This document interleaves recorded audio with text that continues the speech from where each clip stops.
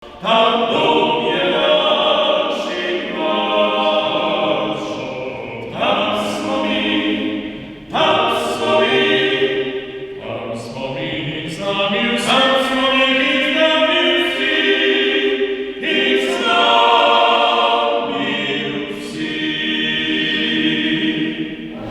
tradicionalnem srečanju slovenskih kmetic in kmetov pri Antonu Martinu Slomšku na Ponikvi smo se zahvalili za prejete darove in prosili za blagoslovje tudi vnaprej.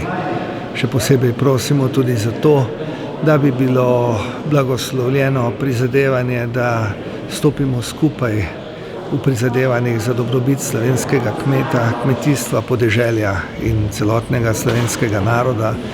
In v tej priprošnji se danes srečujemo, sicer v posebnih pogojih zaradi covida, pa vendarle v trdnem prepričanju, da bomo v vseh prizadevanjih, če so dobra in iskrena, tudi uslišani.